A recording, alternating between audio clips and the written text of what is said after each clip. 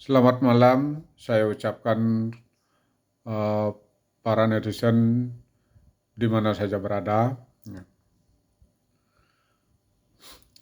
Ada beberapa hal yang saya perlu sampaikan kepada para netizen eh, ataupun masyarakat Indonesia,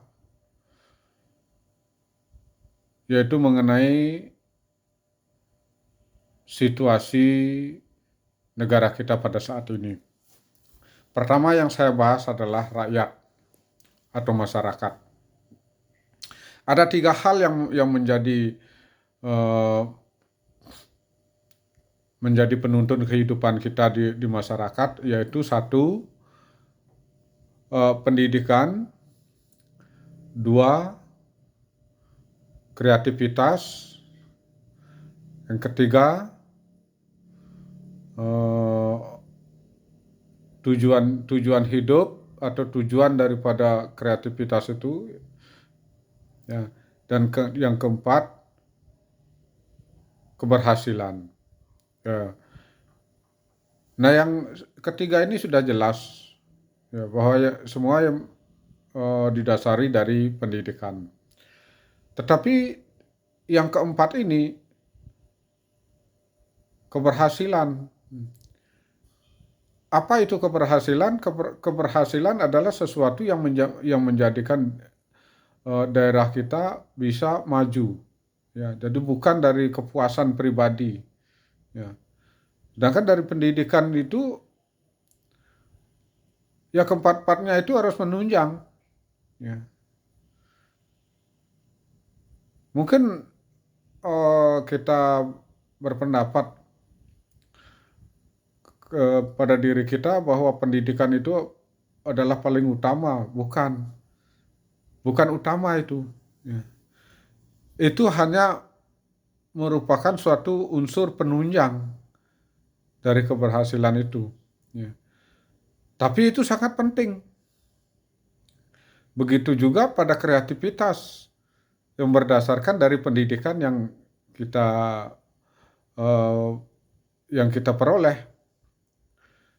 Kalau kita berkecimpung di bidang pertanian, maka pendidikan itu harus menunjang di bidang pertanian juga. Kalau kita eh, menginginkan atau kita berprofesi sebagai seorang montir atau mekanik gitu ya, pendidikannya harus di bidang mekanik itu. Ya. Jadi banyak yang berkomentar kepada saya bahwa pendidikan itu tidak penting, tetapi yang penting kita harus kerja. Ya kerja, memang betul kita harus kerja. Tapi apakah kita akan tetap memiliki suatu pekerjaan yang monoton dari turun-temurun? Misalnya dari petani, kemudian dari petani tidak mau mengembangkan bakat yang ada pada diri kita. Nah, nah, itu yang saya bahas yang pertama, masukan kepada diri kita. Ya. Yang kedua, itu adalah masalah eh, pemerintah. Ya. Bagaimanapun kita sebagai rakyat yang berada di daerah, hmm, mesti harus patuh kepada pemerintah daerah. Ya. Tetapi di dalam pemerintahan daerah ini tidak jarang terjadi penolakan terhadap pemerintahan pusat. Ya. Di pusat programnya A, kadang-kadang di di daerah berbeda. Nah, contoh yang paling saya eh, apa namanya yang sering diviralkan oleh orang-orang tentang agama.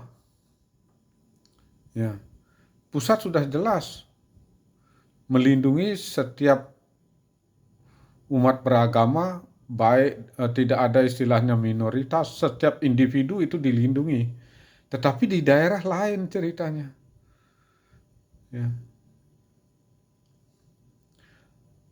Ya itu tentang salah satu tentang kepemerintahan itu, contohnya seperti itu. Pemerintah daerah kadang-kadang tidak tidak menyukai program daripada pemerintah pusat. Banyak buktinya. Ya. Aliran dana keluar ke daerah-daerah, tetapi di daerah malah diselewengkan. Ya, saya tidak menyebut daerah mana itu, ya tidak perlu saya sebut itu.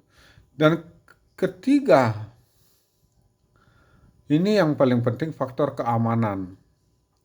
Ya. Di Indonesia ini beberapa wilayah menjadi incaran daripada negara-negara maju. Ya. Seperti apa? Kalimantan. Ya. Kalimantan itu incaran dari Cina dan Amerika. Untungnya masyarakat di sana, yaitu masyarakat Dayak di sana, bersatu, ya, dengan adatnya. Ya. Begitu juga di Papua, umpamanya di Papua itu banyak negara yang menginginkan itu.